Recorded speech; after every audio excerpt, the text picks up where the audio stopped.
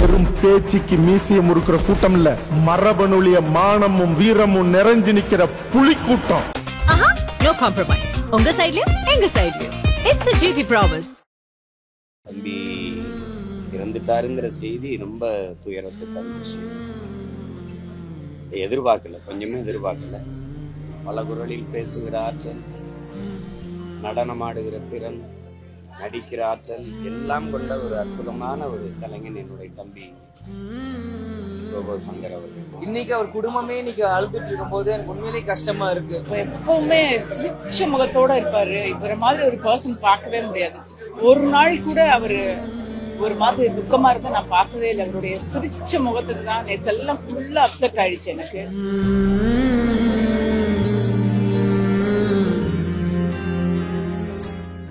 எதிரியே இல்லாத ஒரு மனிதர் உலகத்தில் இருக்கிறாருன்னா அது ரோபோ சங்கர் தான். எல்லாரையும் ஆரம்பித்து எல்லாரோடையும் நல்ல முறையில் பழகக்கூடிய மிக சிறந்த பண்புமிக்க ஒரு பண்பாளர். முதல்ல ஒரு அவார்டு கொடுத்தது வந்து ரோபோ சங்கர் அண்ணன் தான், நல்லா பண்றேன் அப்படின்னு சொல்லி. இன்னைக்கு அவர் இல்லை போது இப்போ கூட சமீபத்தில் மீட் பண்ணோம் ஒரு சீமந்தத்தில்.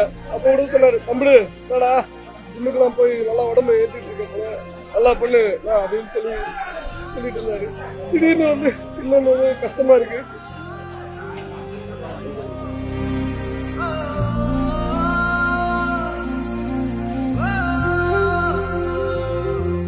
அம்மாவோட பாசத்தை தெரிஞ்சுக்க சில மாசம், அண்ணன் தம்பி பாசத்தை புரிஞ்சுக்க சில வருஷம். ரொம்ப கஷ்டமா இருக்கு. இது எப்படி ஏத்துக்கிறதுன்னு எனக்கு தெரியல. கனவு மாதிரி தான் இருக்கு. கலைக்காகவே தன் அர்ப்பணிச்சவரு ரோபோனா வந்து கண்டிப்பா ஒரு மிகப்பெரிய இழப்பு. நம்ம ஆர்ட்டுக்கே, ஒரு மொத்த கலைக்கே ஒரு மிகப்பெரிய இழப்பு. பல வருட போராட்டங்களுக்கு பிறகுதான் அவர் அந்த தன்னுடைய ரோபோ அப்படிங்கிற ஒரு ஸ்டைல் மூலியமா கொண்டு போய் சேர்த்து தன்னை யாருன்னு தனியாக அடையாளப்படுத்திருந்தாரு. சங்கருடைய திருமணத்துக்கு நான் போட்டோ எடுத்தேன். என் திருமணத்துக்கு போட்டோ எடுத்தீங்க, இப்ப என் வீட்டுக்கார் கருமாதிக்கு நீங்களே போட்டோ எடுத்திருக்கேன்னு சொல்லும் போது என் கண்கள் கலந்துக்கின்றது.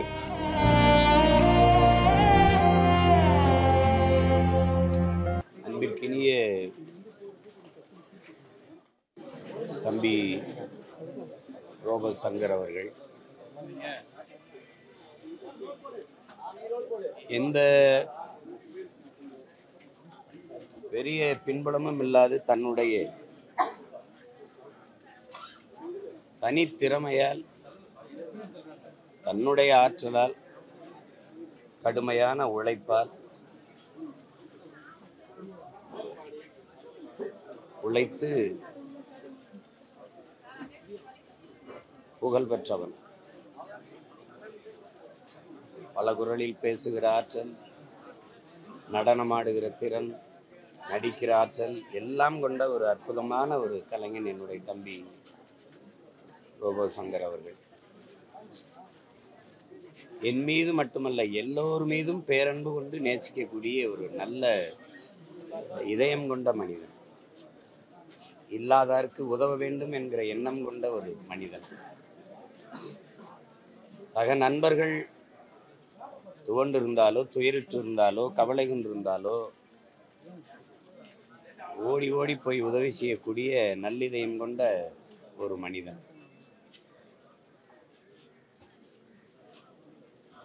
உடலை நன்கு பாதுகாத்து வலிமையாக தான் வைத்திருந்தாள். இடையில ஒரு தடவை சந்திக்கும் போது கொஞ்சம் உடல் இழைத்து மெலிந்திருந்தா. அப்போ கேட்டேன், இது மாதிரி மஞ்சக்காமலை வந்துடுச்சு அப்படின்னு. சரி, கவனம், இது உடல் மெலிந்திருக்கிறதுக்கு பிரச்சனை இல்லை, நீ உறுதியாக இருக்கணும், இதை அறிவுறுத்தி சென்றேன்.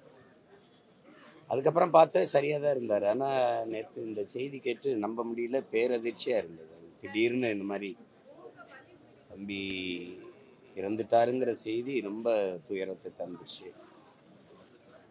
எதிர்பார்க்கல, கொஞ்சமே எதிர்பார்க்கல.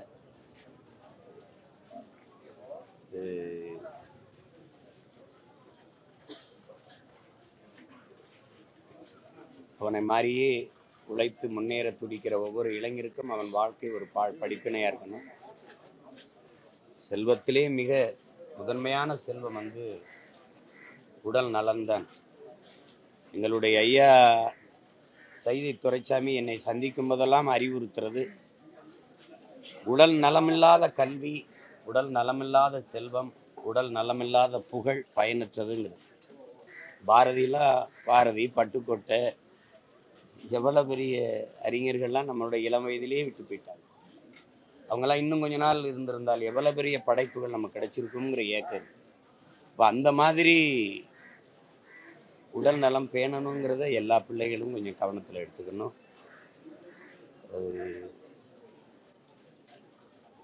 மீள முடியாத பெரும் துயரம். என் தம்பி இழந்து வாடுகிற அவருடைய குடும்பத்தினர், குறிப்பாக என் அன்பு பிள்ளைகள், அவருடைய நண்பர்கள், திரையுலக சொந்தங்கள் எல்லோருக்கும் என்னுடைய ஆறுதல். என் அன்பு தம்பி ரோபோ சங்கருக்கு என்னுடைய இறுதி வணக்கத்தை கண்ணீரோடு செலுத்துகிறேன். இவ்வளவு நாள் நம்ம எல்லாருமே சந்தோஷத்தையும் சிரிப்போடையும் நம்ம எல்லார் வாழ்க்கையும் முன்னாடி கொண்டு போன ஒரு முக்கியமான நபர் அண்ணன் ரோபோ சங்கர் இன்னைக்கு மொத்த தமிழ்நாடுமே அழுக வச்சிருக்காரு. இது உண்மையிலேயே ரொம்ப ஒரு ஷாக்கிங்கா, ஒரு எப்படி நம்பவே முடியாத ஒரு விஷயமா இதை நான் பாக்குறேன். ஏன்னா இப்போ கூட ஒரு நிகழ்ச்சியில போய் கலந்துக்கணும் ரொம்ப சந்தோஷமா ஆடிட்டு இருந்தாரு. நம்ம எப்போ நம்ம விஜய் டிவி திறந்தாலும் ரோபோ சங்கரனை மக்களை சிரிச்சு வச்சுட்டு இருந்தவர் இன்னைக்கு அவர் குடும்பமே இன்னைக்கு அழுதுட்டு இருக்கும் போது எனக்கு உண்மையிலேயே கஷ்டமா இருக்கு. ஏன்னா ஒரு சமீப காலமா கேப்டன் மறைவுக்கு பிறகு தினம் எப்பயுமே கேப்டன் ஆலயத்துக்கு குடும்பத்தோட அவங்க அன்னதானம் கொடுக்கறதோ இல்லை அப்போ எங்களோட சேர்ந்து அன்னதானம் கொடுக்கறதோ எங்களோட சேர்ந்து சில விஷயங்கள் பேசுறதோ அடிக்கடி வந்துட்டு இருந்தாங்க. ஒரு சமீப காலமா ரொம்ப க்ளோஸ் ஆயிட்டார் அண்ணனும், இந்திரா அவங்க பொண்ணும், அவங்க ஒய்ஃப் எல்லாருமே. ஆனா இன்னைக்கு இது பாக்குறப்போ ரொம்ப கஷ்டம். ஏன்னா ரோபோ சங்கர் அண்ணன் முதல்ல ஒரு ஃபேமஸ் ஆன ரோபோ மாதிரி நடிச்சது. பிறகு ஒரு தனியார் தொலைக்காட்சியில கேப்டன் போல நிறைய வாட்டி நடிச்சு அவர் ஒரு பெரிய ஒரு காமெடியன் லெஜெண்டா அவர் உருவாக்கிட்டு இன்னைக்கு நம்ம கூட இல்லாத ஒரு உண்மையிலேயே கஷ்டமான விஷயமா நான் பாக்குறேன். நிச்சயம் அவங்க குடும்பத்துக்கு கண்டிப்பாக எங்க குடும்பம் சார்பாக ஒரு அண்ணனாவோ தம்பியாவோ நாங்க துணை நிற்போம். இந்திராவும் சரி, அவங்க அக்கா, அவங்க ஒய்ஃப், அவங்களுக்கும் சரி. ஏன்னா இன்ஸ்டாகிராம்ல தொடர்ந்து அவங்க ஒய்ஃப் எனக்கு டெய்லி எனக்கு மெசேஜ் அனுப்புவாங்க. ஏதாச்சும் ஒன்று எதுவாக இருந்தாலும் எனக்கு சப்போர்ட் பண்ணி எனக்கு பேசிட்டு இருப்பாங்க. அதனால எனக்கு ரொம்ப கஷ்டமா இருந்தது. இதை எனக்கு பார்க்கவே முடியல. எனக்கு என்ன சொல்றதுன்னே தெரியல. கண்டிப்பா அவங்க குடும்பத்துக்கு கேப்டன் குடும்பம் கண்டிப்பா மிகப்பெரிய ஒரு சப்போர்ட்டை நாங்க இருப்போம். நேரத்தை சொல்லிக்கிறேன், தயவு செஞ்சு எல்லாருமே ஹெல்த்தை பார்த்துக்கோங்க. ஏன்னா எல்லாரும் கஷ்டப்பட்டு சினிமாவில் வரணும்னு எல்லாரும் வந்துடுறீங்க. அது வரும்போது எல்லாத்தையுமே இழந்துடுறாங்க. ஒரு பிரதரா எல்லாருக்குமே நான் சொல்றேன், தயவு செஞ்சு ஹெல்த்தை பார்த்துக்கோங்க. ஏன்னா வெறும் 46 தான் ஆகுது அண்ணனுக்கு. எனக்கு என்ன சொல்றதுன்னே தெரியல, ரொம்ப கஷ்டமா இருக்கு. எனக்கு என்ன சொல்றதுன்னே தெரியல. போன அக்டோபர் நவம்பர்ல குணா படம் ரிலீஸ் ஆகும்போது அவருடைய வெட்டிங் ஆனிவர்சரி அந்த ப்ரிவியூக்கு கூப்பிட்டுருந்தாரு. அந்த குணா படம் மஞ்சுமல் பாய்ஸ் ரிலீஸ் ஆயிருக்கும் போது என்னை கூப்பிட்டுட்டு அப்படியே ரோசின்னு தேட்டரில் ஃபுல்லாக அப்படி கத்துனாரு. நாங்கள் இப்போ நிறைய ஈவெண்ட்டில் பார்த்துருக்கோம், மேரேஜ் ஃபங்க்ஷன்ஸில் பார்த்துருக்கோம். அப்புறம் நாங்கள் குக்குத் கோமாளி பண்ணும்போது எப்போதும் கூப்பிடுவார். நான் ஒரு தடவை இவங்க வீட்டுக்கு வந்திருக்கேன். அப்போ எப்போவுமே சிரிச்ச முகத்தோடு இருப்பார். இவரை மாதிரி ஒரு பர்சன் பார்க்கவே முடியாது. ஒரு நாள் கூட அவர் ஒரு மாதிரி துக்கமாக இருந்தால் நான் பார்த்ததே இல்லை. அவருடைய சிரிச்ச முகத்துக்கு தான் நேற்றெல்லாம் ஃபுல்லாக அப்செட் ஆகிடுச்சு எனக்கு. அதை நல்லவங்க எப்போவுமே இருந்துகிட்டே இருக்கணுங்க. அதான் ஹெல்த் பார்த்துக்கலன்னா ரொம்ப கஷ்டம். அதை நான் திரும்ப எல்லார்ட்டையும் சொல்கிறேன். நம்மளுடைய சினிமாவில் நிறைய பேர் இப்போ எனக்கு இப்போ என்ன பேசுறதுன்னே தெரியல. நிறைய பேர் இப்போ கொஞ்ச நாளைக்கு முன்னாடி இறந்து போனவங்க எல்லாருமே பயங்கரமா நம்ம மனசுக்கு ரொம்ப பிடிச்சவங்க. அவங்கெல்லாம் நம்மளை விட்டு போகும்போது ரொம்ப இது எதிர்பாராததுதான். ஹெல்த் இன்னும் கொஞ்சம் நல்லா பார்த்துருந்துருக்கலாம் அவரு. நான் ரொம்ப மிஸ் பண்ணுவேன். ஏன்னா எப்பவுமே கிண்டல் அடிச்சு சிரிச்சு தமாஷ் பண்ணி திடீர்னு என்னுடைய படம் டிவியில போயிட்டு இருந்துச்சுன்னா அதை எடுத்து கிளிப்பிங்ஸ் எடுத்து அமைச்சிட்டு ஒரு 1/2 hour உட்காந்து அப்படியே பேசிட்டே இருப்பாரு. அவ்வளோ சிரிப்பா இருக்கும். பயங்கர கிரேட் சோல். ஒரு சிரிச்சிட்டு இருக்க மனுஷனை ரொம்ப தவறிட்டேன். ரொம்ப கஷ்டமா இருக்கு. இனிமே அவருடைய சிரிப்பு பார்க்க முடியாது. அவருடைய ஆத்மா சாந்தி அடையலாம். அன்பு தம்பி ரோபோ சங்கரை இழந்து வாடும் குடும்பத்தாருக்கு, கலை உலகத்திற்கு என்னுடைய ஆழ்ந்த இரங்கல்களை தெரிவித்துக்கிறேன். நானும் அவரும் சிங்கப்பூர் சலூன்ல ஒன்னா நினைச்சேன். வயசு வித்தியாசம் பார்க்காம 2 பேரும் அவ்வளோ ஃப்ரெண்ட்ஸ் ஆகிட்டோம். ரெண்டு பேரும் தலைவர் படம் புரட்சி தலைவர் எம்ஜிஆர் படம் நாரோடி படத்தில் வர வசனத்தை நாங்கள் ரெண்டு பேரும் ஒரு போட்டி மாதிரி வச்சுக்குவோம். அவரு சூப்பராக பேசுவார், நானும் சூப்பராக பேசுவேன். அவர் நாரோடி படத்தில் ஒரு சீனை பேசுவாருன்னா நான் ஒரு சீனை பேசுவேன். ஒரு 2-3 வருஷத்துக்கு முன்னாடி 1000 ஒரு ரிலீஸ் ஆனப்ப நானு, தம்பி மயில்சாமி, ரோபோ சங்கர்ல ஒன்றா போய் அந்த படம் பார்த்து ஏதோ ஒரு ஸ்கூல்ல படிக்கிற குழந்தைங்க மாதிரி வாத்தியார் வர சேர்ந்தெல்லாம் விசிலிச்சு கைதட்டி மகிழ்ந்த அந்த நினைவுகள் எல்லாம் எனக்கு பசுமையா ஞாபகம் இருக்குது. ரொம்ப மனசுக்கு வேதனையான ஒரு விஷயம். 46 வருஷம் ஆச்சு. அந்த குடும்பத்தாரெல்லாம் மனதைரியத்தோடு இருக்கணும். மாண்புமிகு தமிழ்நாட்டின் முதலமைச்சர் அவர்கள் என்று தெரிவித்திருப்பதை போல தமிழ்நாட்டு மக்களை மகிழ்ச்சிப்படுத்துவதற்கு தொடர்ந்து அவர் உழைத்து வந்தார். திரு ரோபோ சங்கர் அவர்களை பொறுத்தவரை அவரும் திரு சிட்டியும் பிரபலமடைவதற்கு முன்னாலேயே எங்களுக்கு நன்கு அறிமுகமானவர்கள். முத்தமிழறிஞர் கலைஞர், வணக்கத்துக்குரிய நம்முடைய இன்றைய முதல்வர் போன்றவர்களுடைய பிறந்தநாள் விழா நிகழ்ச்சிகளில் பல்வேறு கலை நிகழ்ச்சிகளின் வாயிலாக மக்களை மகிழ்வித்தவர்கள்.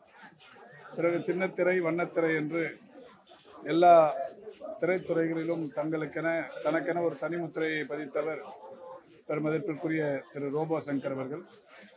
கடந்த வாரம் இசைஞானி இளையராஜாவுக்கு நடைபெற்ற அந்த நிகழ்ச்சியில் கூட அங்கே முன்வரிசையில் அமர்ந்திருந்த அனைவரிடமும் அவர்கள் காலில் விழுந்து வணங்கியதை பார்த்தபோது நானும் எதிரில் இருந்தேன்.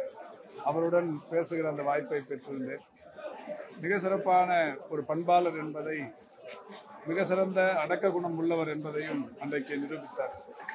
அத்தகைய பல்வேறு சிறப்பு குணங்களை கொண்ட திரு ரோபோ சங்கர் அவர்கள் இன்று நம்மிடையே இல்லாதது மிகப்பெரிய அளவிலான வருத்தத்துக்குரிய ஒன்று.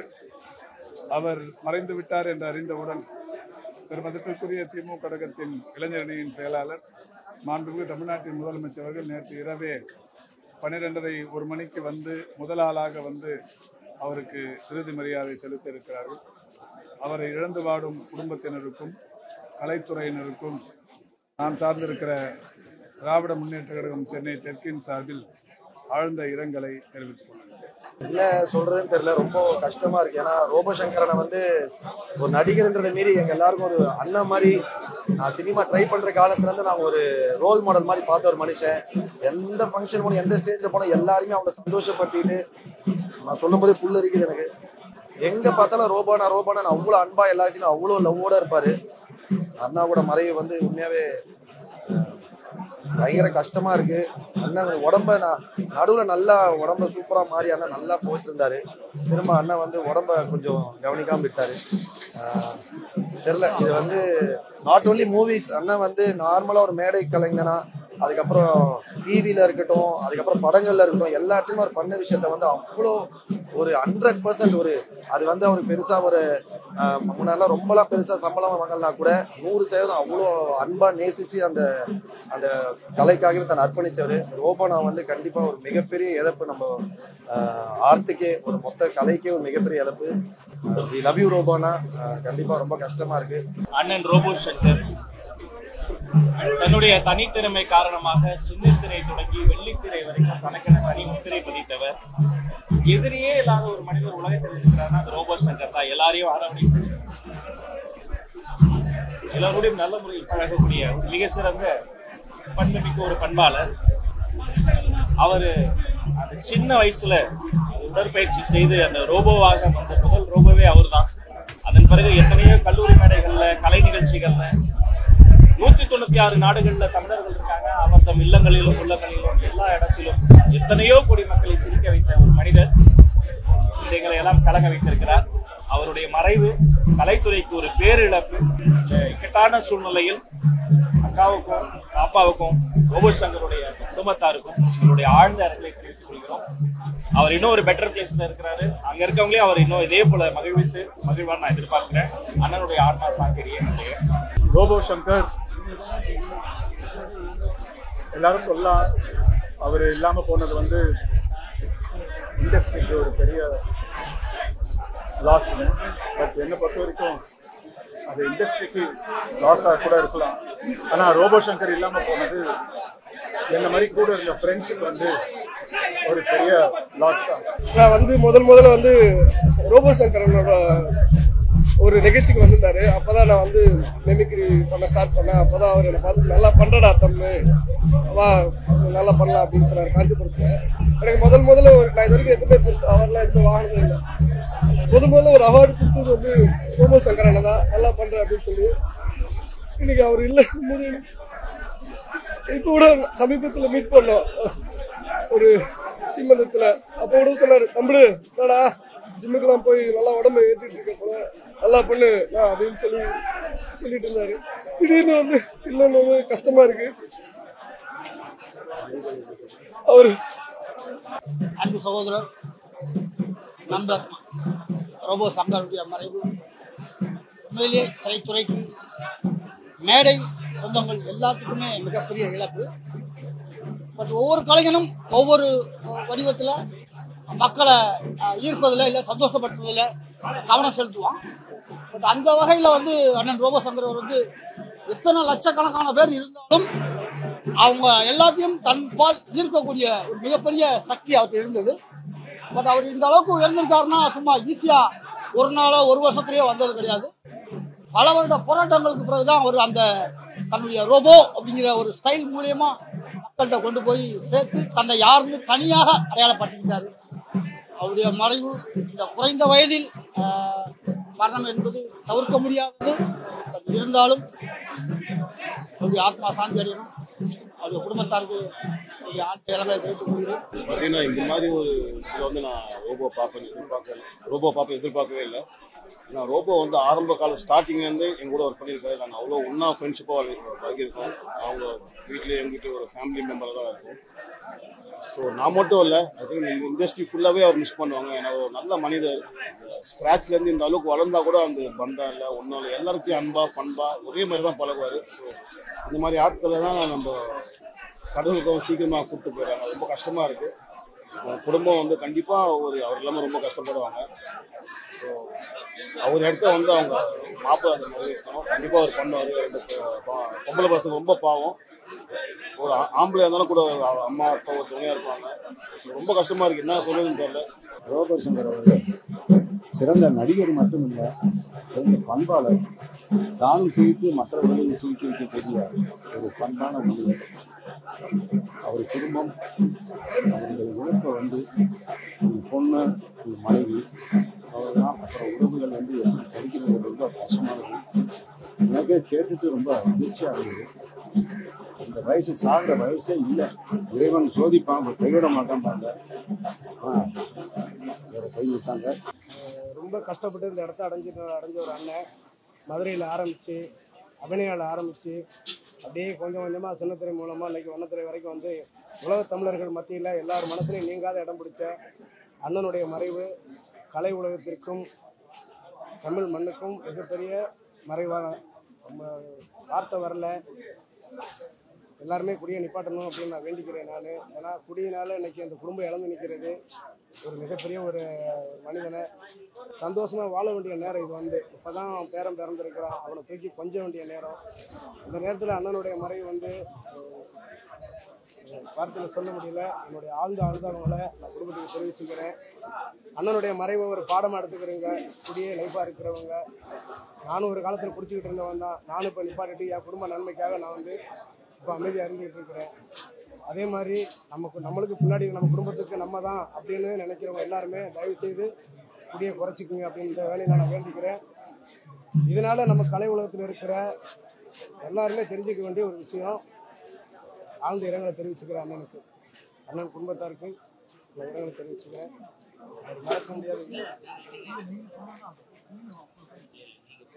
அம்மாவோட பாசத்தை தெரிஞ்சுக்க சில மாசம், அண்ணன் தம்பி பாசத்தை புரிஞ்சுக்க சில வருஷம், சொந்தத்தோட பாசத்தை தெரிஞ்சுக்க சில கஷ்டம், கூட்டாளி பாசத்தை தெரிஞ்சுக்க பல நஷ்டம், அவரவர் பாசத்தை அப்பப்போ புரிஞ்சுப்ப அப்பனோட பாசத்தை அப்பனாகி தெரிஞ்சுப்பேன், வேர்வைய தாய்ப்பாலா கொடுப்பவன் அப்பனடா, கோபத்துல பாசத்தை காட்டுறவன் அப்பனடா.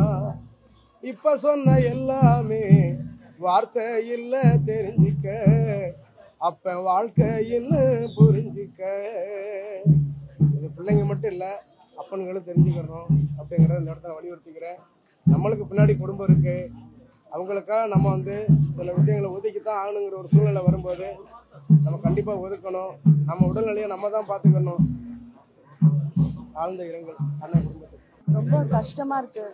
இது எப்படி ஏத்துக்கிறதுன்னு எனக்கு தெரியல. கனவு மாதிரி தான் இருக்கு. ஹாஸ்பிட்டலில் அட்மிட் பண்ணிருக்குன்னு சொல்லியிருக்காங்க. நான் கூட ஃபேக்குன்னு தான் நினைச்சேன். ஆனால் நியூஸில் எல்லாமே பார்க்கும்போது தான் உண்மைன்னு தெரிஞ்சது. ரொம்ப கஷ்டமாக இருக்குது. ரொம்ப நல்ல மனுஷர் அவர், ரோபோ சங்கர்.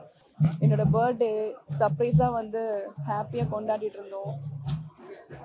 அவர் மாதிரி யாருமே வரமாட்டாங்க சீரியஸாகவே. ஒரு ஈகோ இல்லாமல் அவ்வளோ ஃப்ரெண்ட்லியாக பழகுறாரு.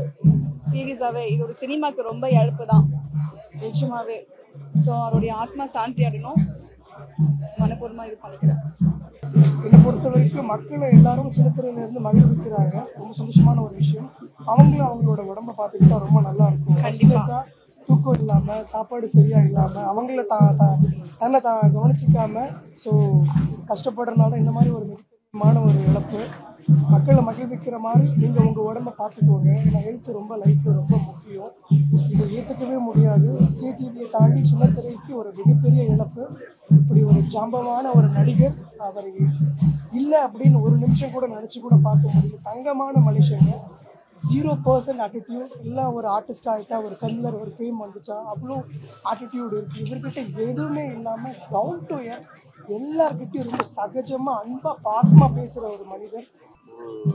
அற்புதமான ஒரு குடும்பம், மனைவியும் மகளும் இவ்வளவு பேரன்பானவங்க, எல்லாத்தையும் இழந்துட்டு எல்லாத்தையும் விட்டுட்டு போயிட்டாரு. ரொம்ப வருத்தமாக இருக்குது. இதே வீட்டில் இதே இந்த இடத்துல வச்சு நான் ஒரு ஆட் ஃபிலிமோட ஷூட் பண்ணிருந்துச்சு. என்னுடைய படங்களில் பண்ணியிருக்காரு. நடுவில் வந்து ஒரு துபாய் போனவங்க கூட மிகச்சிறந்த டயட்டில் அழகாக எதுவுமே சாப்பிட மாட்டேங்கன்னு சொல்லிட்டு ரொம்ப பர்ஃபெக்டாக இருந்தார். சரி உடம்பு சரியாயிடுச்சு, மீண்டும் வந்துடுவார் நிச்சயமாக நம்பிட்டு இருந்தோம் எல்லாருமே. பட் திடீர்னு ஏதோ ஒரு உடல்நிலையில் ஏதோ ஒரு பிரச்சனை வந்து திடீர்னு மாதிரி ஆயிடுச்சு. மிகப்பெரிய ஷாக் எங்களுக்கு எல்லாமே. ஏன்னா ரொம்ப டவுன் டு எர்த் பழகக்கூடிய ஆள், அவ்வளவு அன்பாகவும் அவ்வளவு மரியாதையாகவும் நடக்க தெரிஞ்ச ஒரு அருமையான மனிதர் அவர். நிறைய ஏராளமான பொருளாதார சிக்கல்கள் இருந்தாலும் அதெல்லாம் தாண்டி மகளுக்கு ஒரு பிரமாதமான கல்யாணத்தை பண்ணி எல்லாமே ரொம்ப நல்லா வந்திருந்த நேரம், குழந்தைகள்லாம் பிறந்த நேரம். பேரிழப்பு குடும்பத்துக்கு கண்டிப்பாக அந்த குடும்பத்தோடு நாங்கள் எல்லாரும் உறுதுணையாக இருப்போம். அவருடைய ஆத்மா சாந்தி அடைய இறைவனை வேண்டிக்கிறேன். சங்கருடைய திருமணத்துக்கு நான் ஃபோட்டோகிராஃபர். வடவள்ளி கோயிலில் நான் தான் ஃபோட்டோகிராஃபர். அதற்கு அடுத்து அவனுக்கு ஒரு மகள் பிறந்து அந்த மகளுடைய மஞ்சள் நீராட்டு விழாவுக்கு நான் தான் ஃபோட்டோகிராஃபர். அதற்கடுத்து தொடர்ந்து அவன் குடும்பத்தோடு பயணிச்சுக்கிட்டு இருந்தேன். நான் வந்து நடிகனானதுனால அவன் மகள் திருமணத்திற்கு என்னால் கலந்துக்க முடிய வாய்ப்பெல்லாம் போயிடுச்சு. இன்றைக்கு அவங்கள சந்திக்கும் போது அவன் மனைவி என் திருமணத்துக்கு ஃபோட்டோ எடுத்தீங்க, இப்போ என் வீட்டுக்கார் கருமாதிக்கு நீங்களே ஒரு ஃபோட்டோ எடுத்திருக்கேன்னு சொல்லும்போது என் கண்கள் கலங்குகின்றது. ஒரு நல்ல நடிகன், நண்பன், எனக்கு மகன் மாதிரி. காரணம் என்னென்னா அவன் திருமணத்துக்கு அவனுக்கு பெண் கொடுக்கலாமா வேண்டாமான்னு அவனுடைய மனைவியுடைய அம்மா என்கிட்ட கேட்டாங்க. நீயும் மதுரைக்காரர் தானே, பார்த்து சொல்லு அப்படின்னு. ஒரு திருமண நிகழ்ச்சியில் பார்த்து மதுரைக்காரங்க நல்ல பையன் தான், நீங்கள் தைரியமாக பெண் கொடுக்கலான்னு சொல்லி அந்த திருமணத்தை வடவள்ளி கோயிலில் நடத்தி வச்ச ஒரு பெருமையும் மகிழ்ச்சியும் எனக்கு இருக்குது. எல்லாருக்கும் வணக்கம். ஊடக நண்பர்களுக்கு எல்லாரும் வணக்கம். நம்ம சினிமாவில் நாங்கள் எல்லாருமே சிரிக்க வைக்கிறோம் தான், நல்ல கலைஞர்கள் தான். நீங்கள் உலகம் பூரா நாங்கள் ஃபேமஸ் ஆகிறது நடிகர் தான். ஆனால் வண்டியிலேருந்து, கார்லேருந்து, டூ வீலர்லேருந்து எல்லாம் செக்அப் பண்ணி வருஷம் செக்அப் பண்ணுறோம். ஏன்னா நல்லா கண்டிஷனில் இருக்கா அப்படின்னு. ஆனால் நம்ம உடம்பை யாரும் செக்அப் பண்ணுறது கிடையாது. இது மூலம் என்னன்னா நம்ம ஆரோக்கியமாக இருக்கணும், நம்மளை நம்பி குடும்பம் இருக்குது, நம்ம தமிழ்நாடு எல்லாம் நாடு இருக்குன்ட்டு உடம்பை செக்அப் பண்ணிக்கிட்டு வருஷத்துக்கு ஒரு டைம் ஆரோக்கியமாக இருக்கணும். இந்த மது புகையில இல்லாமல் ஒரு இருந்தால் நம்ம எல்லாமே நல்லா இருப்போம். ஏன்னா ஒவ்வொரு இடத்துலையும் இப்போ பார்க்குறோம், அது ஒரு ஜாலியாக நினச்சிக்கிட்டு லைஃப்பை நம்மளே கெடுத்துக்கிறோம். அது ரொம்ப வருத்தம் தான். ஆனால் அண்ணன் ரொம்ப நல்ல மனிதர், ஜாலியாக இருப்பார். ஆள் பார்த்து உடம்பு தான் பெருசுன்னு வந்து அண்ணன் கூட மன்னர் வகையில் பண்ணேன். பூபதி பாண்டிய சார் டயட்லாம் பட்டுக்கோட்டையில் ஷூட்டிங்கில் பண்ணேன். செம்ம ஜாலியாக இருப்பார். என்ன கிளி எப்படி இருக்கு என்ன பண்ணுறது அவ்வளோ ஹேப்பியாக இருப்பார். சாப்பிடும்போது அவர் இதெல்லாம் கொண்டாரு ட்ரிங்க்ஸ்லாம் எல்லாத்தையும் பிரித்து கொடுத்து எல்லாத்தையும் சாப்பிட்டு என்ன மனுஷனுக்கு எதுவுமே நிரந்தரம் கிடையாதுங்க. சாப்பாடு போது எல்லாரும் கையில் கொடுத்து எல்லாம் சந்தோஷமா இருப்பாரு. ஆனால் அந்த பிள்ளைங்க அழுவுது பாருங்க. நம்ம ஏன்னா அந்த பிள்ளைங்களுக்காக குடும்பத்துக்காக நம்ம வாழணுங்க. ஏன்னா நம்ம எதுவும் நிரந்தரம் இல்லை. ஏன்னா பிள்ளைங்க அழுவும் போது நம்ம ரொம்ப கஷ்டமா இருக்கு. நம்மளை நம்பி குடும்பம் இருக்கு, எல்லாமே நாடு இருக்கு, நம்ம எல்லாமே ஹேப்பியா இருப்போம். ஆனா நம்மளை நம்பி குடும்பம் இருக்குன்னு நினைச்சு அண்ணன் ரொம்ப கொஞ்சம் உடம்ப கேர் பண்ணிட்டாரு. இது மூலம் என்னன்னா எல்லாருமே நல்லா சந்தோஷமா இருக்கணும், எல்லாரும் நல்லா இருக்கணும், எல்லாம் ஹேப்பியா இருக்கணும். ஆனா இங்க எல்லாம் துக்கமா இருக்கு. ஏன்னா அண்ணன் எல்லாத்தையும் சிரிக்க வச்சவர். டெய்லியும் அவர் காமெடி ரொம்ப நல்லா இருக்கும். ரொம்ப வருத்தமா இருக்கு. அண்ணன் வடிவேல் பாலாஜி அண்ணன் பாருங்க, அவரும் எல்லாம் சிரிக்க வச்சவர் தானே. விவேகானந்தன் மயில்சாமியிலேருந்து எல்லாம் சமுதாயத்துக்காக நாட்டுக்காக மக்களுக்காக சிரிக்க வச்சுட்டு குடும்பத்தை அள வச்சுட்டு போயிட்டாங்க. அந்த மாதிரி இல்லாமல் நம்மளும் முன்னுரிமாயி எல்லாருமே நல்லா இருக்கணும். அண்ணன் வடிவேல் பாலாஜி அந்த மாதிரி தான் எப்படியோ ஒரு கலைஞர். அவரு ரொம்ப கஷ்டம். எல்லாருமே குடும்பத்தை அள வச்சுட்டு போயிடுறாங்க. அந்த தப்பை இன்னொன்று பண்ணாம நம்ம குடும்பமா சந்தோஷமா இருக்கணும், நாடு நல்லா இருக்கணும், மக்கள் நல்லா இருக்கணும், எல்லாரும் சந்தோஷமா இருக்கணும். ஆண்டவனை வேண்டிக்கிற எல்லாருமே இனிமேல் இந்த மாதிரி துக்கம் யாருக்கும் வரக்கூடாது. சின்ன வயசு 46 வயசு. ரொம்ப வருத்தத்தோட சொல்லிக்கிறேங்க. வெறும் பேச்சுக்கு மீசிய முறுக்கிற கூட்டம் இல்ல, மரபணுலிய மானமும் வீரமும் நிறைஞ்சு நிக்கிற புலி கூட்டம். No compromise. உங்க சைட்லயும் எங்க சைட்லயும். It's a GT promise.